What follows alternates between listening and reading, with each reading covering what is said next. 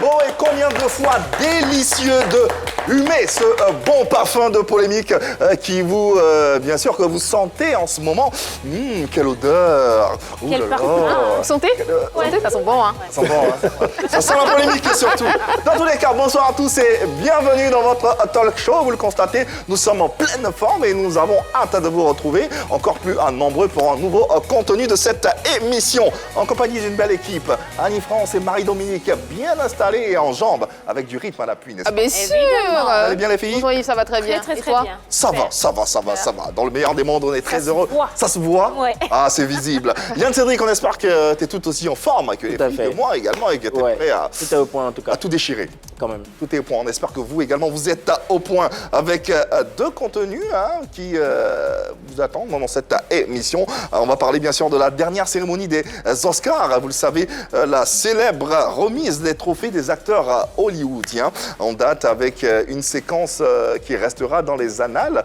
Cette gifle qui a fait et qui continuera de faire jaser le monde entier pendant un certain nombre de temps sera le premier sujet que nous allons disséquer dans cette émission. Et l'autre côté, une chanteuse qui retrouve les caméras et un public qui revoit également son artiste. Mélissa, ça vous dit forcément quelque chose. Ex-membre du mythique groupe La Harpe de David sera notre invité dans la deuxième partie de cette émission. Tous à vos canaux donc, n'hésitez pas, les différentes adresses, vous les connaissez. La première au bas de votre petit écran, vous le savez, n'hésitez pas, vos commentaires, vos avis sont attendus. Mais également sur la page officielle de la 3, la page Facebook bien sûr. On attend bien sûr vos commentaires et puis toutes les plateformes digitales sont de mise, YouTube, Instagram, Facebook, Twitter. Faites-vous plaisir à la télévision également, 203 abonnés Canal+, 740 Star Times. Le numéro 3, c'est la TNT. Bonjour Edmond Yaba et bonjour Stéphanie Gosset. Merci de suivre FPLK depuis les débuts et merci pour vos good vibes. Alors j'envoie un coucou à Phila Bimian qui nous suit tous les jours et qui était là hier aussi. Et puis à Stone Bolou. Merci beaucoup. Alors, je fais plein de bisous à Medine Idrissa. Merci de nous rester fidèles. Et Yasmine de Maman Kadisha qui a célébré un an de plus il y a quelques jours. Joyeux anniversaire. Wow, merci joyeux anniversaire. Maman de qui? Yasmine de Maman Kadisha.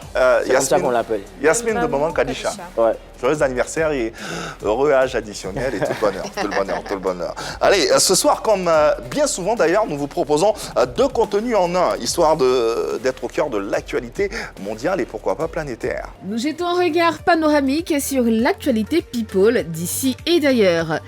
Et pour preuve, PPLK reviendra sur la scène la plus marquante de cette 94e cérémonie des Oscars. Puis, retour en Côte d'Ivoire avec Mélissa, ex-membre de la Harpe de David. Nous reviendrons sur sa période Harpe de David et bien sûr sur sa nouvelle carrière. Ne bougez pas. Un contenu alléchant qui vous permettra de passer un très bon moment en notre compagnie. D'abord avec le premier sujet, l'acteur Will Smith gifle le présentateur et comédien également Chris Rock après une blague gênante sur la tête de Jada, l'épouse de Will Smith bien sûr. Sa réaction est-elle disproportionnée à votre avis? Les conséquences de cet acte avant de voir un peu l'impact sur la dite cérémonie de distinction. De retour en Côte d'Ivoire, nous avons trouvé la chanteuse Mélissa qui nous permettra de faire une immersion dans son univers musical et nous reviendrons sur les raisons de la dislocation du mythique groupe Harpe de David. Waouh, ce groupe. On s'en souvient tous. Oh là là, Il nous a fait danser. Ah ouais, incroyable. On en parlera. On parlera également de sa carrière solo, sans oublier bien sûr d'amorcer et de rendre hommage à Jean-Roger du groupe Zouglou Makers avec lequel elle a collaboré durant un bon nombre d'années. Mais avant, serveur. S'aimer, se marier pour le meilleur et pour le pire. Se protéger mutuellement contre les attaques, d'où qu'elles viennent. Démonstration éloquente de cette façon de voir les choses par le célèbre acteur Will Smith, qui n'ayant pas apprécié la blague lors de la cérémonie des Oscars, faite par le présentateur Chris Rock relative à la nouvelle coupe de son épouse, Jada Pinkett Smith, est allé lui asséner une gifle retentissante, histoire de lui dire « Laisse mon épouse tranquille ». A-t-il bien fait? Réaction disproportionnée ou non, nous en parlerons. Allez, le décor est planté, 2 contenus en un. N'hésitez pas, hein, vous pouvez commenter à souhait.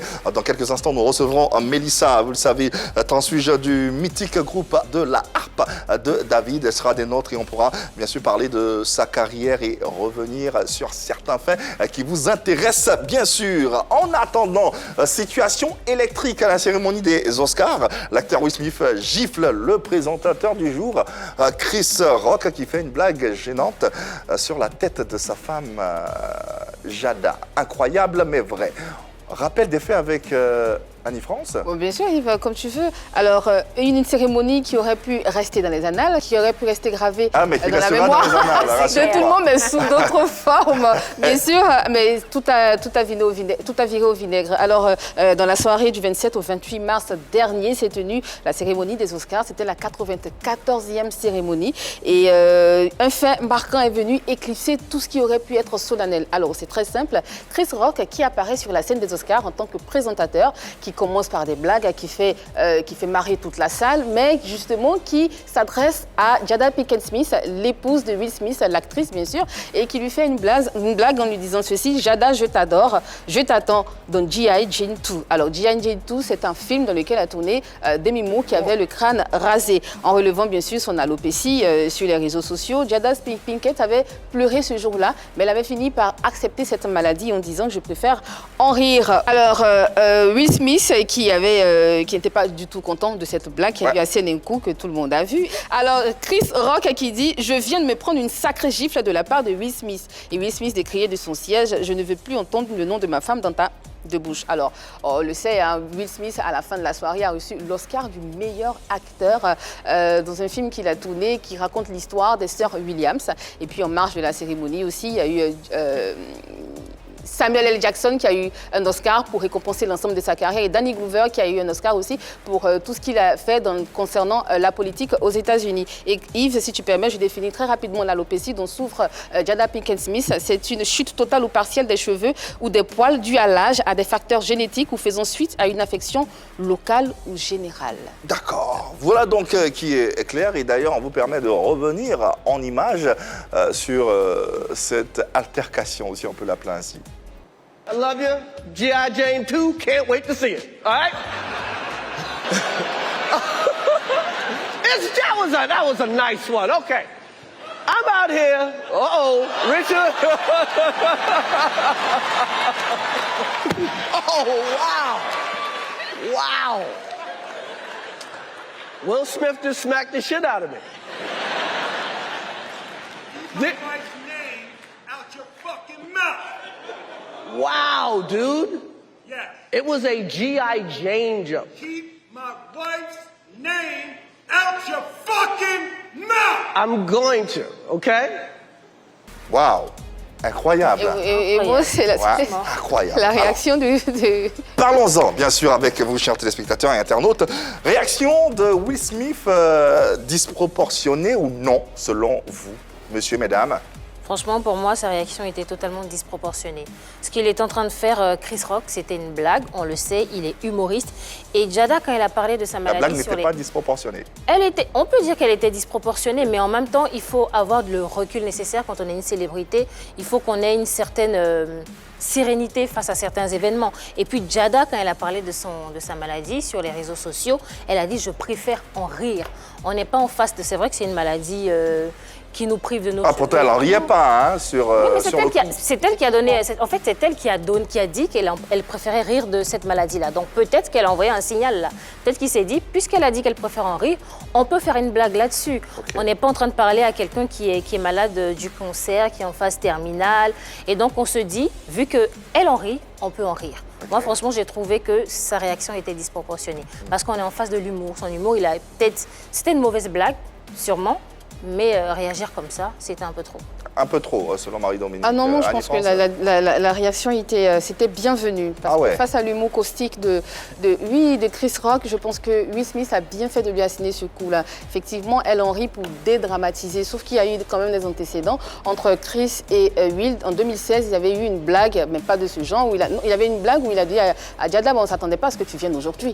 Et tout le monde tout le monde parce qu'elle avait envoyé des messages de boycott pour effectivement, la cérémonie. elle avait boycotté la cérémonie, et quand il la voit, il sort ça ça, bon, après, on peut en rigoler, mais quand tu fais une blague sur le physique d'une dame, on sait ce que représentent les cheveux pour la femme.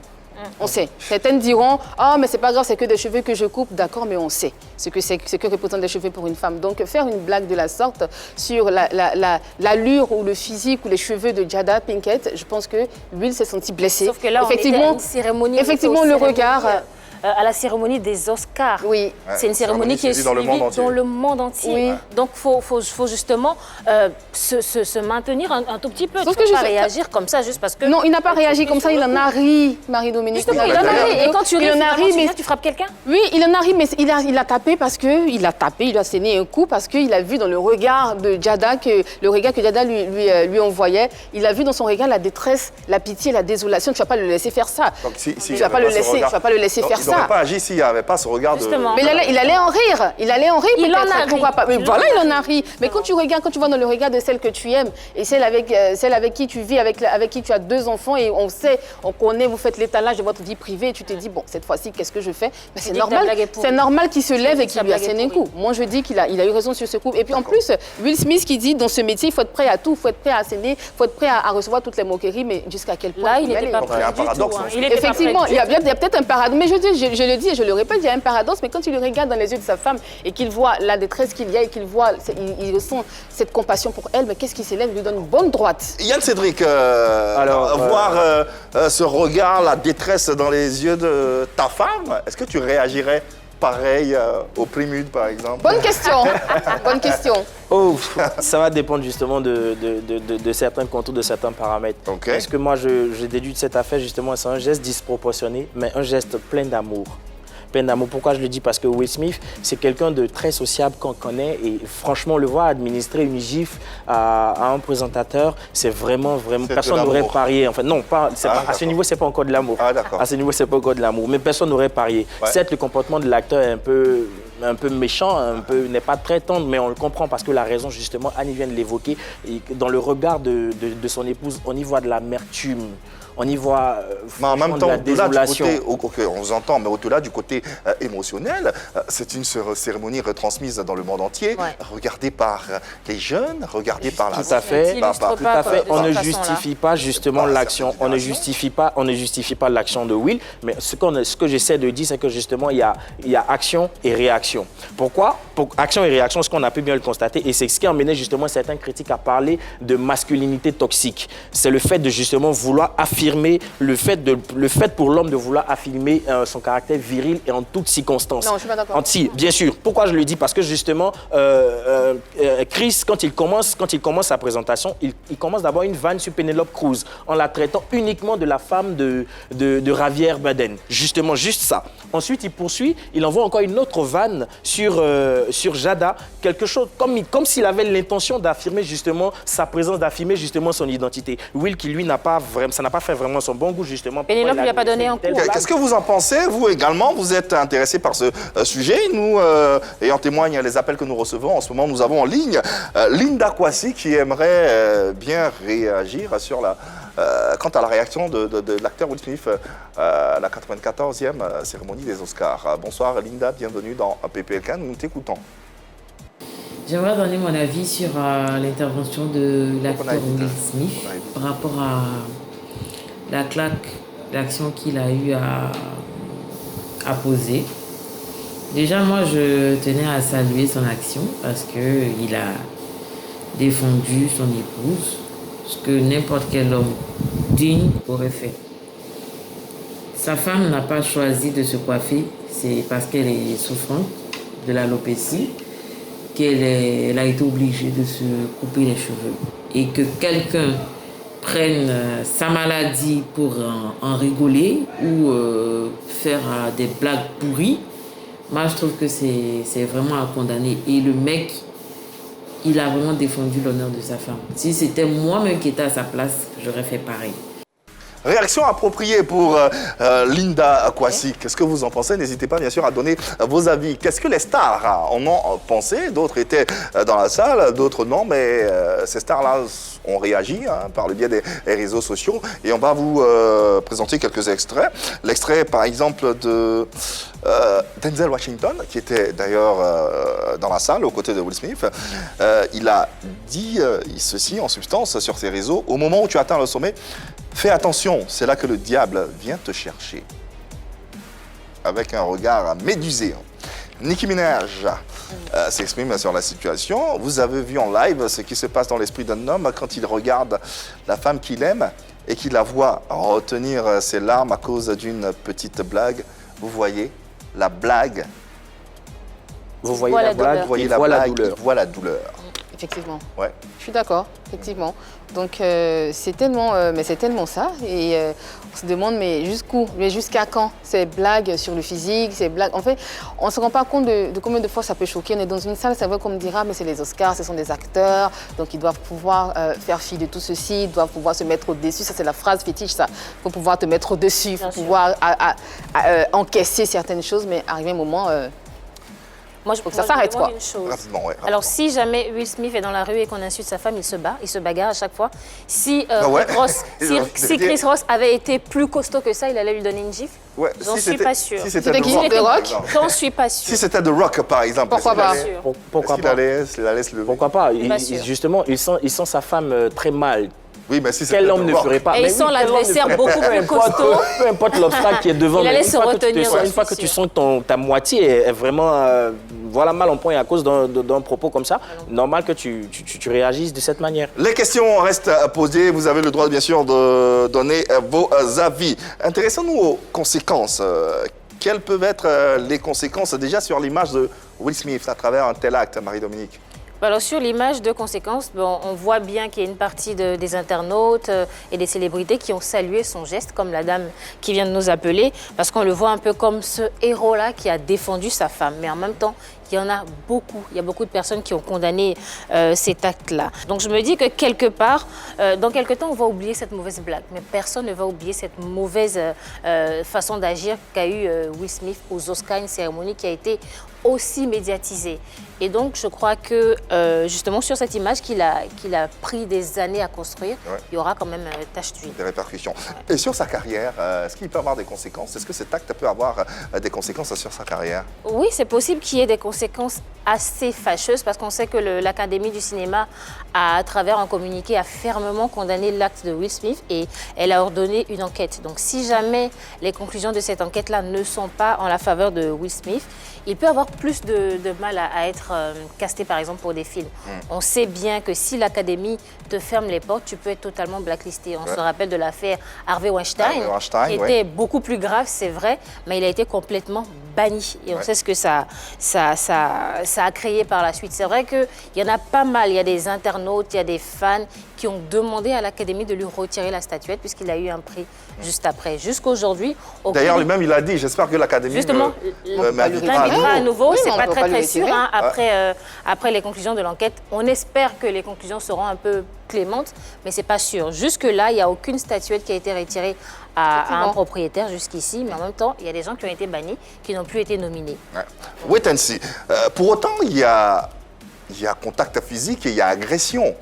Effectivement, Donc, il y a sur un plan juridique, il y a forcément, on imagine, des conséquences. Effectivement, on a agressé quelqu'un et selon la loi californienne, frapper une personne est considéré comme des coups et blessures. Donc, en vertu de l'article 242 du Code pénal de cet État-là, parce que c'est là qu'il y a eu tout ceci. Donc, si les blessures sont graves, s'il n'y a pas de blessure, pardon, c'est un délit qui peut entraîner une amende et une peine d'emprisonnement. Heureusement pour Will Smith, Chris Rock a dit qu'il n'allait pas porter plainte. On espère qu'il ne va pas changer d'avis. Ouais, d'accord. Bah, justement, Chris Rock, qu'en est-il de lui, de son image, de sa carrière? Quelles conséquences ça peut avoir cet acte sur sa personne? À part le fait d'avoir fait une mauvaise blague, c'est vrai que tout le monde a essayé de de qualifier cette blague-là de mauvaise. Mais à part ça, pour l'instant, il s'en tire bien quand même. Ouais. Il a fait bonne figure. Tout le monde a dit que quand il a reçu cette gifle-là, il est resté calme, il est resté professionnel. Il n'a pas fait la même chose. Pas bronché, ouais. Mais ce qui est intéressant, c'est que selon le magazine Variety, les ventes de Ego Death Road Tour, son spectacle qui va avoir lieu le mois prochain, Ouais, c'est une tournée, ont carrément. connu une flambée. Alors en une nuit, il Ah a ouais. plus vendu que le mois passé, tout le mois passé. Ah ouais, Donc, carrément. il s'en tire partout, bien, pour c'est partout. l'instant. Ah ouais. Tout le monde a envie C'est de voir partout, celui les buzz, que c'est Will Smith partout. a envie de gifler. Voilà. D'ailleurs, C'est partout. les deux ont présenté leurs excuses, respectivement, sur ouais. leurs réseaux sociaux. L'excuse de Will Smith, qui dit ceci: la violence sous toutes ses formes est venimeuse et destructrice. Mon comportement aux Oscars hier était inacceptable et inexcusable. Bon, voilà, on va pas tout lire, mais dans tous les cas, cordialement, voilà en substance ce qu'il dit pour présenter ses excuses. Et vous pourrez retrouver cette excuse sur sa page Will Smith, tout simplement. Chris Rock, à présent également, lui également s'est excusé. En tant que comédien, il peut être difficile de comprendre quelles lignes doivent être franchies et lesquelles ne le sont pas. Hier soir, j'ai franchi une ligne que je n'aurais pas dû et j'ai payé le prix énorme de ma réputation d'humoriste de renom. La comédie ne consiste jamais à se moquer ou à minimiser les personnes confrontées à des épreuves majeures dans leur vie. La comédie consiste à utiliser des circonstances réelles pour créer des rires et apporter de la lumière dans un monde autrement sombre. Cela dit, je m'excuse sincèrement auprès de mes amis Jada Pinkett Smith et Will Smith, et du reste de la famille Smith, pour le manque de respect et le mépris dont j'ai fait preuve et qui ont malheureusement été diffusés au monde entier. J'espère qu'avec le temps, le pardon pourra venir de cette situation et que nous pourrons être meilleurs, plus prévenants à la fin. Voilà. Excuse qui, justement, nous mène à cette sempiternelle question: doit-on rire de tout ? Finalement, je pense qu'on a eu le débat ici, on a eu la chance de recevoir Digbo Cravate sur ce plateau et on lui posait la question, celle de savoir, doit-on rire de tout? Et voici ce qu'il nous répondait. Moi, je suis quelqu'un, je dis ce que tout le monde pense tout bas. Je dis haut ce que tout le monde pense tout bas. Comme Dieudonné? Si, dans ma famille, par exemple, tout le monde disait « Ah, moi, il n'est pas joli, ah, moi, il n'est pas joli ». Mais quand je l'ai dit, on dit « Voilà, Digbo, vraiment, il parle trop mal ». Mais en rigolant, vous voyez, les gens n'aiment pas la vérité. Moi, au contraire, mon humour est basé sur ça.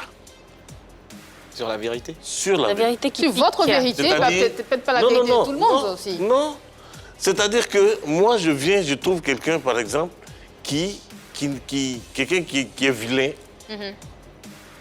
Mais avant de le dire, je regarde, je vois que tout le monde sait que ce gars est vilain. Mais quand je le dis, on dit non, dis-moi toi aussi, c'est pas tu ne devais pas dire ça. Tu trouves que c'est hypocrite, hein? Mais les gens, ce qu'ils ont dans le cœur, ils ne le disent jamais. Et c'est ça. Est-ce que toutes les vérités sont bonnes à dire? Pourquoi pas? Toute vérité est-elle bonne à dire? Autrement dit, doit-on rire de tout? La question que nous vous posons et à laquelle on va tenter rapidement de répondre parce que le temps qui est imparti, nous recevons Mélissa de la Harpe de David dans quelques instants seulement, juste temps pour nous d'en parler. Le sarcasme, c'est pas une façon de faire à laquelle tout le monde adhère facilement.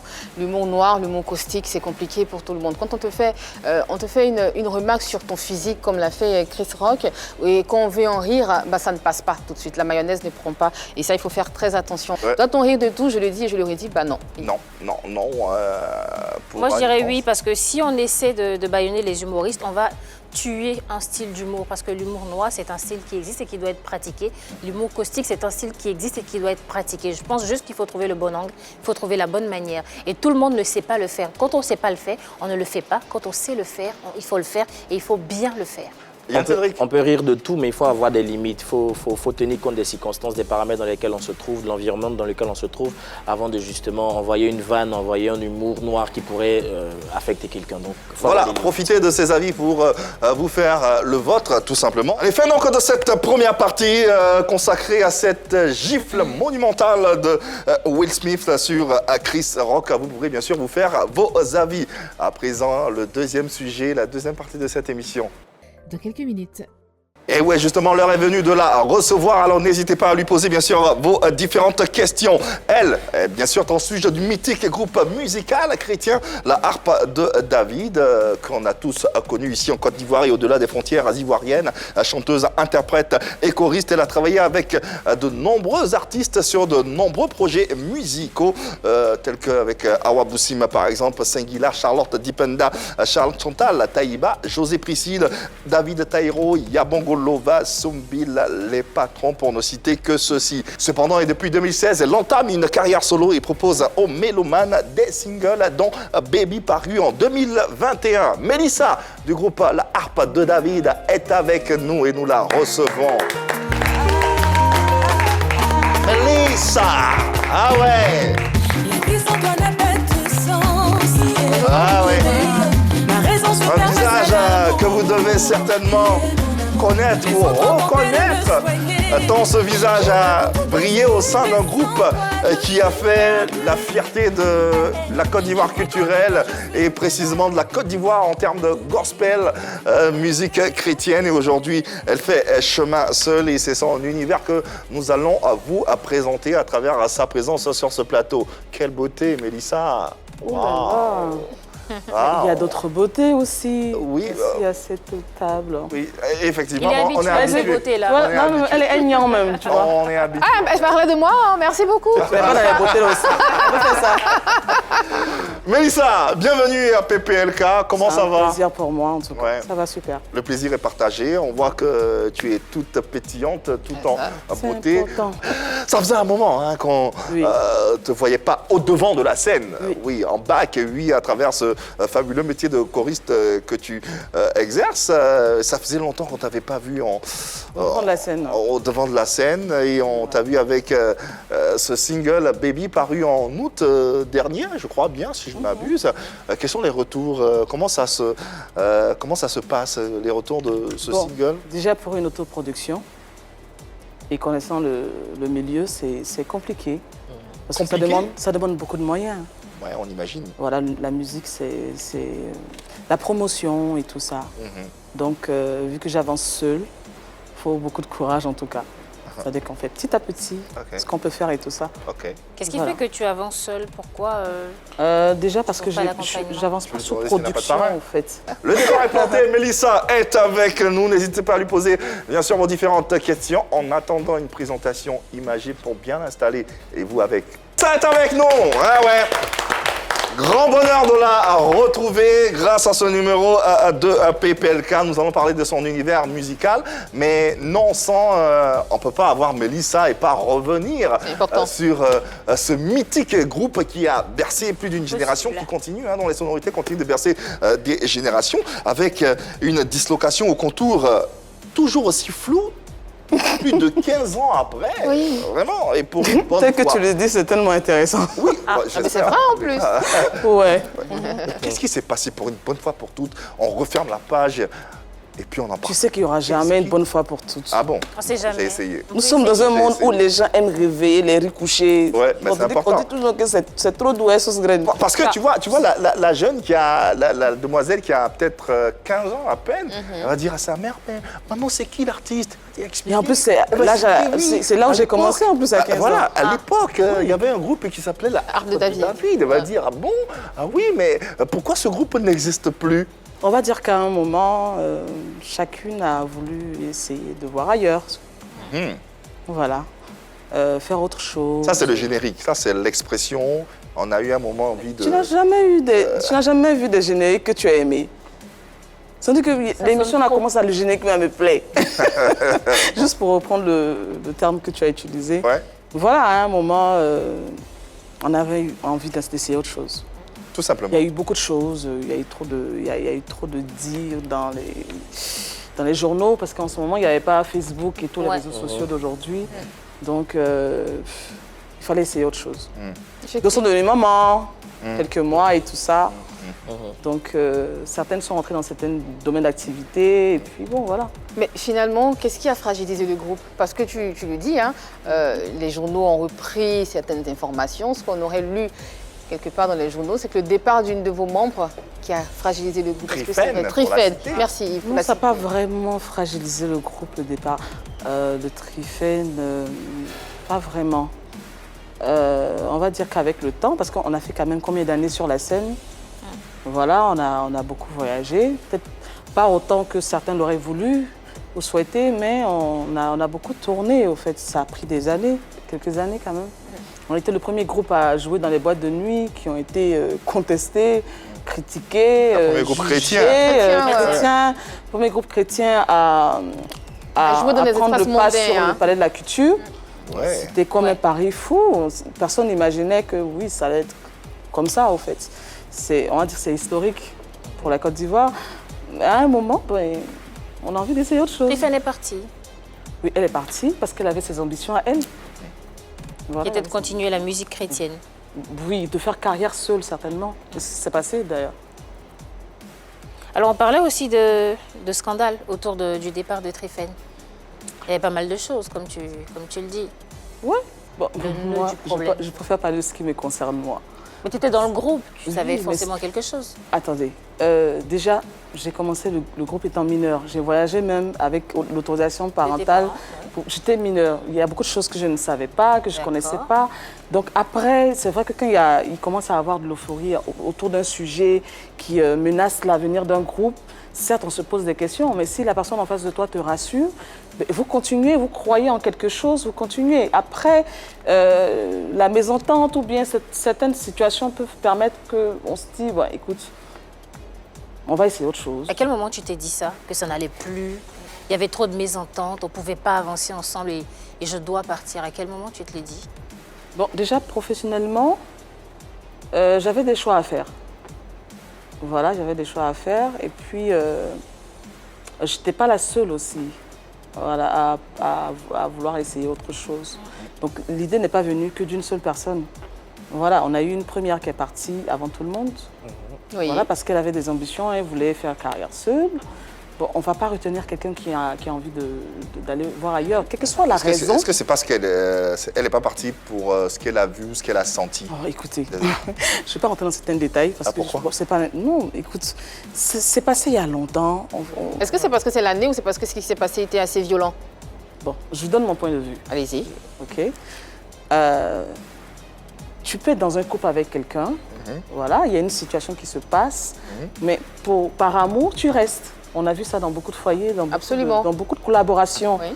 Les couacs, ça existe toujours. Si il y a, on va dire, lui, il est là, toi, tu es là, vous vivez dans la même maison, vous êtes beaucoup de personnes, chacun a son caractère, chacun a ses secrets, chacun a ses petites gaffes, mais on se donne les moyens de continuer. C'est-à-dire, on s'assoit et puis on se dit, bon, écoute, on va mettre bas à la terre, ça, on décide de faire des choses comme ça, parce qu'on veut donner la chance à tel projet de perdurer ou de continuer. Sauf si une d'entre vous, un membre décide de « non, moi j'ai envie de faire autre chose ». Voilà, donc ça peut être, on peut prendre telle situation comme alibi pour, voilà, mais je ne veux pas, je veux pas axer la raison sur c'est parce qu'il y a eu ça. Voilà, parce que nous, malgré tout ce qu'il y a eu comme scandale dans les journaux, on a quand même continué à soutenir, pendant que moi, je n'étais pas concernée par la situation. Ouais. Voilà, on a soutenu, on a essayé de faire quelque chose. Mais pendant qu'on continuait, il y a une des membres qui a eu une grossesse, donc ça a dû interrompre le contrat. C'était qui? Celle qui a eu la grossesse? Abeko. Ah ouais, c'est si fort que ça, on n'arrive même pas à... Bon, d'accord. Parler. Écoute, moi, je respecte la vie privée de chacun. Absolument. Je me dis, absolument, je laisse le droit à chacun de donner sa version des faits et de raconter son histoire. Ouais. Voilà, c'est une situation qui ne me concerne pas, moi, personnellement. Voilà. Tu étais la plus jeune? Ça concerne le groupe, oui, de tout le groupe, d'ailleurs, de 10 personnes, parce qu'il y avait et les musiciens et les chanteuses. Et les chanteuses, oui. Bon. Quelles sont vos relations aujourd'hui? Ben, on se parle.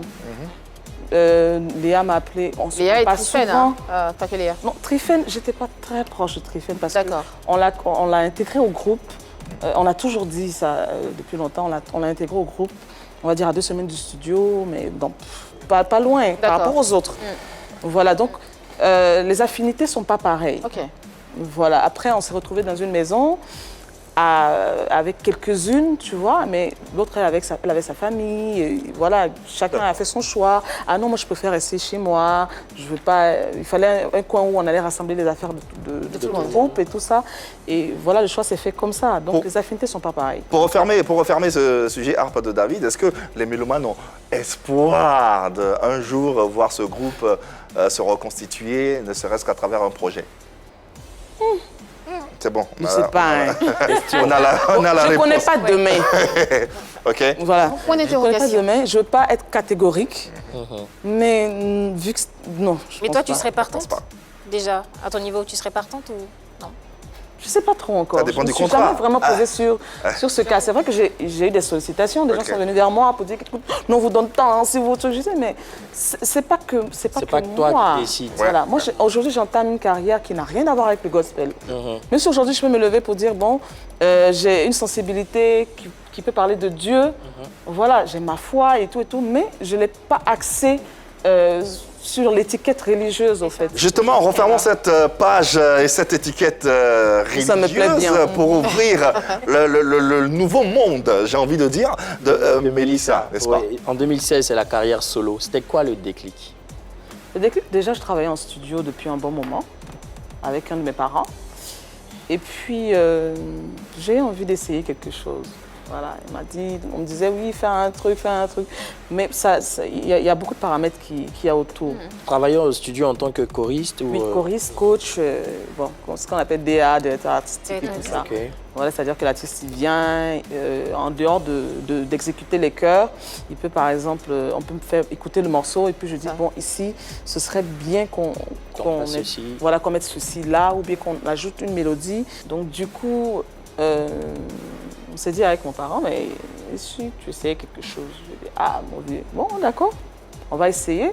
Et j'avais bien envie d'essayer de l'afrobeat. OK. Voilà. Donc j'ai essayé. Mais je n'ai pas poursuivi. Pourquoi? Je devais commencer une formation professionnelle. Donc du coup, j'ai stoppé et puis je me suis dit, bon, quand je reprends, on va continuer sur la lancée. Ouais.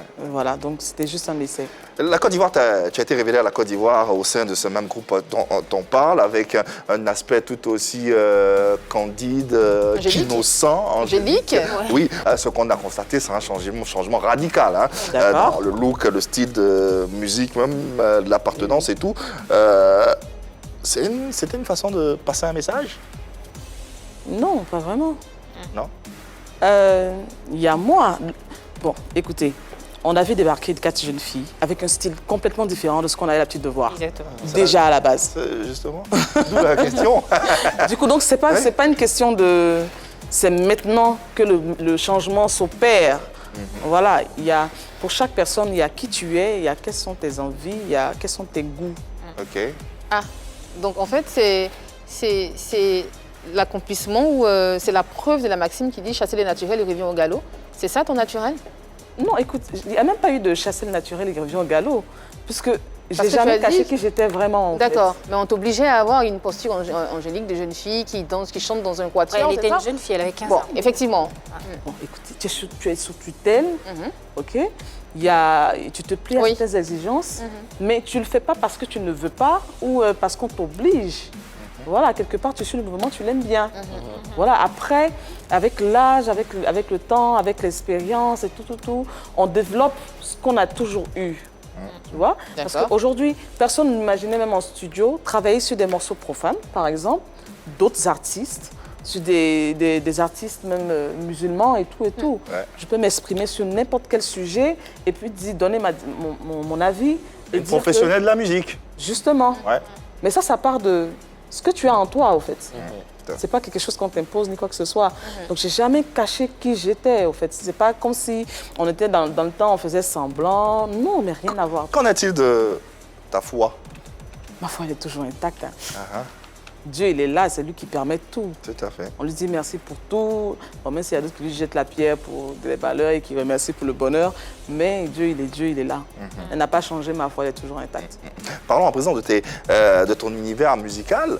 On sait qu'il est assez large, hein, très éclectique. Tu as la capacité de passer de différents genres musicaux avec une expertise assez poussée. Dans quel style tu te reconnais ou quel est le style que tu revendiques? J'aime toucher un peu à tout. D'accord. C'est-à-dire que je ne peux pas écouter de la rumba plus de 30 minutes. Donc sans identité? Voilà, on va dire ça, pour l'instant. Moi, je suis quelqu'un, depuis petite, j'ai toujours eu l'habitude de toucher à tout. J'ai commencé à composer à l'âge de 9-10 ans. Donc déjà, ma culture musicale, c'était en même temps reggae, en même temps jazz, en même temps blues, en même temps zouk. Voilà, j'étais une fan de Jocelyne Labille. Chez mon tuteur, il écoutait en plus de Nazio Fontaine et certains autres, il écoutait Ella Fitzgerald. Oh là là. Il y avait aussi... Les grands crus. Ouais. J'adore Ella. Copine. C'est du Jocelyne Labille. C'est vrai que dans ma voix, quand à m'écouter, on va dire que oui, la sensibilité, elle est beaucoup plus zouk, elle est beaucoup plus R&B. Mais j'ai aussi la sensibilité reggae. Voilà, je peux essayer de la variété. Par exemple, tout ce que je fais, c'est parce que j'aime, en fait. Quand tu évoluais dans un groupe, ça marchait très fort, même pas fort, très fort. Carrière solo, ça piétine un tout petit peu. Comment tu expliques ces deux situations, ce décalage? Bon, déjà, si explication il y a. Oui, il y en a. Avec le groupe, il y avait tout un staff. Ok. Déjà, sur production, ça va vite. Voilà, parce que les moyens sont là. Voilà, il faut faire ci. On ne lésine pas sur les moyens et le monsieur n'a pas lésiné sur les moyens pour ça. Voilà. Et après, les gens sont un peu sceptiques parce qu'ils reconnaissent ton talent. Voilà. Mais déjà, comment aborder la question de... Tu as quitté le volet religieux. Tu veux faire ça, oui, on sait que tu peux faire, mais bon, on ne veut pas vraiment se mouiller avec toi, donc on te regarde. Justement, avant de te lancer, on le disait tout à l'heure, changement radical de musique, de style et tout, quand on te regarde, c'est plus du tout la même petite fille de 15 ans. Est-ce que tu n'as pas eu peur, justement, que ce changement radical-là freine un peu les fans d'abord, mais les potentielles personnes qui pouvaient t'aider pour t'accompagner, les producteurs et tout? Bon, c'est vrai, cette question-là a trotté dans l'esprit un bon moment. C'est pour ça que j'ai quand même mis du temps avant de me lancer. Mais si tu ne le fais pas, qui le fait pour toi? De toutes les façons, ce que tu penses ou ce que tu fais ne va pas changer les choses. C'est avec la force de ton travail que tu réussis à convaincre même les plus sceptiques. D'accord. Voilà, donc je ne vais pas attendre. C'est quelqu'un qui a beaucoup plus de moyens. Et ça ne va pas arriver maintenant. Voilà, donc moi, je me suis lancée. Et puis je dis, ce qui va arriver... Advienne que pourra. Est-ce que les sceptiques dont tu parles ont changé d'avis te concernant aujourd'hui? Bon, déjà, beaucoup de personnes ne savent pas ce que je suis devenue, ne connaissent pas mon actualité. Parce que c'est à force de promotion, généralement, qu'on voit que, ah, mais telle, elle a sorti un truc, on l'a vu ici, on l'a vu là, et puis voilà, ensuite les challenges viennent, et puis ensuite il y a l'engouement. Mais si on ne te voit pas comme ça, parce que généralement, quand les gens me voient, il y a un spectacle, je suis... choriste. Je fais partie du spectacle, mais je ne suis pas au devant de la scène. Donc, si ça se limite qu'à ça, ben, on dira que oui, tu fais que ça. Pour autant, penses-tu pouvoir te défaire de cette étiquette Harpa de David? Forcément, ça... Écoute, c'est comme, on va dire, tu as fait le CP1 dans telle école. Ouais. Si il faut faire le master, je ne sais pas dans quel pays, le plus reculé du monde ou le plus réputé du monde. Celui qui t'a vu au quartier, là, quand tu faisais l'école, là, ou le grand frère que tu avais, mais c'est pas lui qui a fait CP1, EPP, là, tu commences à poulet perdu, là. Mais c'est l'enfant des Jacques, là. C'est pour tout le monde, c'est comme ça. Mais vu que, très jeune, il y a eu assez d'engouement autour d'un groupe qui a marché, c'est normal. Forcément, même si dans 10 ans, on te dit que oui, tu fais concert même en Chine, ils vont toujours dire, mais la fille, elle a été, oui, ça fait partie de ton curriculum vitae, au fait. Ouais. Et Forcément. Forcément.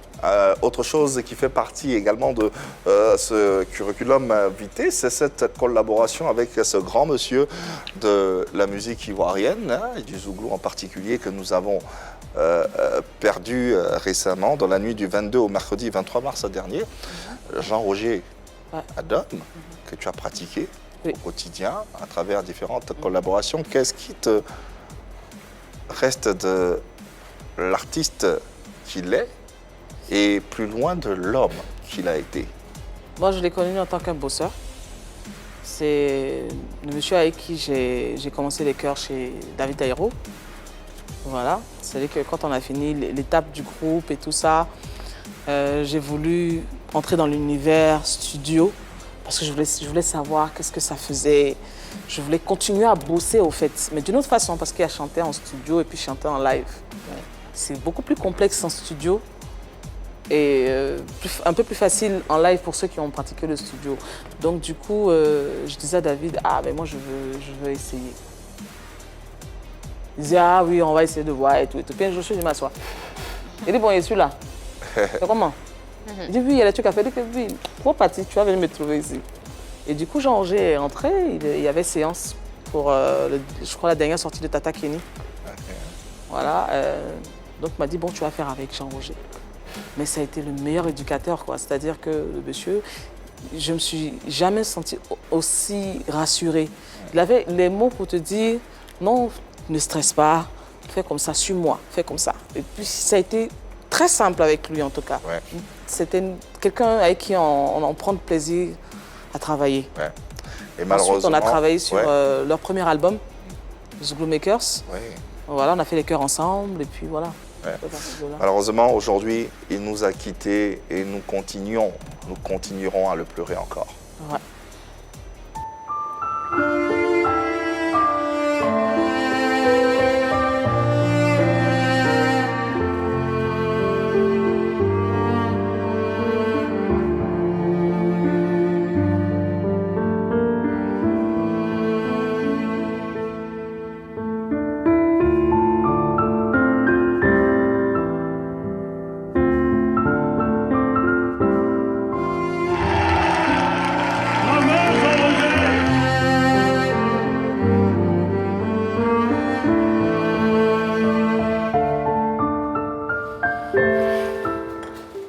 Un artiste ne meurt pas, un artiste ne meurt jamais par ici, raison pour laquelle nous acclamons ce virtuose de la musique ivoirienne, de la chanson, Jean-Roger Adom.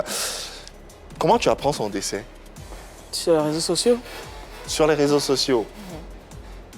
Non, même pas. C'est-à-dire que je ne croyais pas avant ça, parce que juste avant de découvrir sur les réseaux sociaux, j'étais avec une cliente qui est venue avec son mari. Et puis, il me disait, mais tu sais que Jean-Roger est parti? Je lui disais, qu'est-ce que tu racontes? Non. Attends, je vais lancer son appel, qu'est-ce que tu racontes? Mais c'est que je viens d'avoir l'information. Je dis non. Donc, je suis allée sur Facebook. Et puis, j'ai découvert la nouvelle avec tout le monde, au fait. Et j'ai dit, mais non, c'est pas possible. Je suis rappelée de l'appel que je lui avais lancé et tout ça. J'ai dit, mais attends, faut jamais remettre à demain ce que tu peux faire aujourd'hui, hein. Parce que tu sais pas ce qui va arriver demain, en fait. Voilà, le monsieur, il était là, avec tout le monde, et puis voilà, il est parti. C'est juste comme ça, quoi. Ça a été vraiment triste. Et quand c'est comme ça, tu te rappelles tous les moments que tu as eu à passer avec la personne et tout ça, c'est difficile. C'est vraiment difficile. Il va manquer à la musique ivoirienne? Oui, attends, c'était quelqu'un qui... Il savait ce qu'il voulait. Qu'est-ce que la musique ivoirienne a perdu? Pour toi qu'il a... C'est vrai qu'il a trimé aussi. Oui. Ça a été chaud, voilà, comme nous tous, il se cherchait un peu. Mais il savait ce qu'il voulait. Voilà. Et quand il a eu, il n'a pas lâché. C'était un bosseur. C'était un gros bosseur parce que même à des moments où peut-être la santé était fatiguée, il ne lâchait pas un seul instant de pouvoir bosser, au fait. Avant son départ, avant son décès, vous étiez toujours en contact? Tu lui parlais on ne s'est pas vu avant qu'il ne parte, non. C'est vrai que les emplois du temps, quand c'est comme ça change. la personne n'a pas le temps, et puis tu peux pas lui en vouloir, en fait. J'avais demandé à le rencontrer, et puis on n'a pas pu se voir. Il m'a dit oui, il avait beaucoup de choses à faire, mais est-ce qu'il allait me faire signe, voilà. Mais bon, je lui en ai pas voulu parce que, bon, tu es toi à ta place, mais tu ne connais pas la réalité de l'autre. Voilà, tu peux penser, mais ta pensée n'est pas la réalité. Voilà, donc je me suis dit, bon, certainement, il est très occupé. Ouais. En tout cas, à travers ta présence et à travers ce clin d'œil, nous aimerions rendre un hommage, un vibrant hommage à ce, comme je l'ai dit, à ce virtuose de la chanson et de la musique ivoirienne, Jean-Roger Adom. Et nous reviendrons éventuellement sur les différentes communications quant aux obsèques. Et bien sûr, la 3 sera là pour accompagner cet artiste dans sa dernière demeure. Hommage à Jean-Roger Adom. Revenons sur ta carrière à présent pour refermer cette émission. On a l'actualité, c'est bien sûr ce single Baby qui est en ligne, qui est disponible depuis août dernier. C'est quoi les perspectives, c'est quoi les projets les plus imminents avec Mélissa? Déjà, donner de la visibilité à ce projet, ouais. Parce qu'il y a déjà d'autres en studio. On a hâte alors. Ouais. Ça va se faire en fonction de l'engouement de tous ceux qui écouteront et qui apprécieront. Un album en préparation? Ouais, mais bon, on va dire qu'en autoprod, tu fonctionnes petit à petit, voilà, et tout. Mais sinon, c'est des perspectives. Est-ce qu'il y a une stratégie particulière pour reconquérir le cœur de ces mélomanes, de ces fans Aujourd'hui, je suis ouverte à toutes sortes de propositions. Généralement, c'est pour ça qu'on crée des staffs, au fait, autour de soi, pour gérer ça. Et quand généralement on sait que tu avances doucement, c'est un peu délicat. Mais il y a toujours des personnes de bonne volonté qui aiment ton travail, qui tombent en amour sur un projet que tu as fait, qui te disent « Bon, écoute, moi je te donne des conseils, on va essayer de faire comme ça et comme ci. » C'est ce que j'essaie de faire en ce moment. Voici un staff présent ici. C'est quoi la vision de... quelle est la vision que vous avez de la carrière de Mélissa? La vision que j'ai de la carrière de Mélissa, déjà qu'elle s'entoure d'un bon staff, elle a le talent qu'il faut et c'est une graine de ça, c'est une pépite. Donc je pense que... Oh là là, merci beaucoup. Une carrière, elle est choriste et tout, elle a tout ce qu'il faut. Ce qu'il faut justement, c'est toute une communication qu'il va falloir mettre en place autour de ce nouvel écrin qui va sortir, qui est déjà sorti, et refaire une communication dessus parce que franchement, c'est passé inaperçu. Il faut que je te dise la vérité et tu le sais. Donc c'est passé inaperçu. Qu'est-ce qu'il faut faire? Il faut revenir sur la scène musicale et user. Aujourd'hui, on utilise les réseaux sociaux pour tout et tout ce qu'il faut. Donc pourquoi ne pas le faire? Et puis imposer même, pourquoi pas, cette musique à tout le monde, parce que je pense qu'elle est belle quand même, Baby. Puis faire parler de toi dans le bon sens, pas dans le mauvais sens. Merci du conseil. C'est quoi le poste dans le staff? Chargé de communication. Chargé de communication, ok. Autre, toi, c'est quoi ton poste? Écoute, je vais parler de la stratégie avant, après on va... Bon, je sais, après. Après, on va jouer, mais il faut. Ça sera pas donné aussi. Hein. Je pense que Mélissa, c'est une très belle chanteuse. Elle a une voix extraordinaire. Merci. Moi, j'ai entendu sa voix, je l'ai remarqué déjà dans le groupe La Harpe de David. Quand elle a commencé à chanter, je me suis dit, ah, mais elle a une très très belle voix. Au départ, on ne l'entendait pas. Et aujourd'hui, elle fait carrière solo, il faut l'accompagner. C'est vrai que c'est très compliqué d'avoir un accompagnement, mais je veux dire, il faut mettre l'accent et la lumière sur les chanteuses à voix, parce qu'on n'en a pas beaucoup en ce moment. Pourquoi pas? Pardon. Dans tous les cas, Mélissa, joyau, une pépite, une étoile dans le ciel musical ivoirien qu'il faut bien sûr porter, soutenir. En tout cas, ce message s'adresse à vous, producteurs, mécènes, qui que vous soyez. Elle a une expertise avérée, une voix incroyable. À vous, bien sûr, de la soutenir et de la porter. Merci infiniment, Mélissa, d'être passée par ici. Le mot de fin te revient pour l'ensemble de tes fans, de tes mélomanes, ceux qui te suivent. Déjà, c'est à vous remercier, vous. Non, c'est un plaisir. Pour le plateau qui m'est offert. C'est pas donné à tout le monde et puis c'est pas évident. Voilà. Donc, vraiment, merci beaucoup. Merci à toute l'équipe, Annie-France. Au plaisir. Yann Cédric. On va bien choquer un peu. Merci. Merci à la 3 pour le soutien parce que c'est pas évident. Nous te saluons, nous saluons le talent qui est tien et puis on espère tout simplement que voilà quoi, tu vas flamber, tu vas briller de mille feux et nous ramener les lauriers. Dans tous les cas, on sera là pour te soutenir et te porter. Merci infiniment Mélissa, merci à l'équipe du jour. Plaisir, Anne-France, merci. Merci Marie-Dominique, merci Yann-Cédric et merci surtout à vous téléspectateurs et internautes de nous avoir suivis. On sera encore chez vous à la maison, vous le savez, demain, même heure, même canal. L'amour dans vos vies et dans vos cœurs, il n'y a que ça de vrai, le reste.